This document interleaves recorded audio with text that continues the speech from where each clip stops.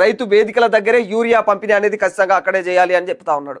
ఖచ్చితంగా అంటే యూరియా అనేది ఇప్పటికే చాలా ఆలస్యమైంది. రాష్ట్ర వ్యాప్తంగా కూడా అంటే దేశవ్యాప్తంగా ఉన్న సమస్య ఇదంతా కూడా ఇప్పటికే ఈ ప్రభుత్వాలు కేంద్ర ప్రభుత్వం కావచ్చు, రాష్ట్ర ప్రభుత్వం కావచ్చు, వీటి నిర్లక్ష్యం కారణంగానే రైతన్నలకి ఈసారి యూరియా కొరత అనేది ఏర్పడింది అనేది మాత్రం వాస్తవం.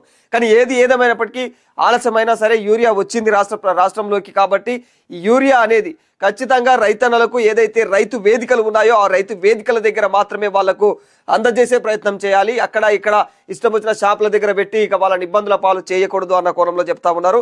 ఇక అదే క్రమంలో రైతన్నలకు ముందుగానే వాళ్ళకు టోకన్ సిస్టమ్ పెట్టి అంటే ముందుగానే వాళ్ళకు టోకన్ ఇచ్చి ఆ విధంగా వాళ్ళకు ఎరువులు ఇస్తే అంటే ఆ యూరియా అనేది అందజేయాలి. లేదంటే అక్కడ గొడవలు పంచాయతీలు అయ్యే సమస్యలు ఏర్పడతాయి. ఎందుకంటే అక్కడ ఇప్పటికీ ఆలస్యమైన కారణంగా అక్కడ రైతన్నలు ఆగ్రహానికి కూడా గురయ్యే అవకాశాలు ఉంటాయి. ఇలాంటి వాటి అన్నింటినీ నివారించాలంటే ఖచ్చితంగా జాగ్రత్తగా ఉండాలి. అక్కడ ఖచ్చితంగా ఏదైతే రైతు వేదికలు ఉన్నాయో ఆ ప్రాంతంలోనే అందజేయాలని చెప్తా ఉన్నారు. ఇక ముందుగానే రైతులకు టోకెన్లు ఇస్తే ఎలాంటి గొడవలు ఉండవు అని చెప్తా ఉన్నాడు ముందుగానే.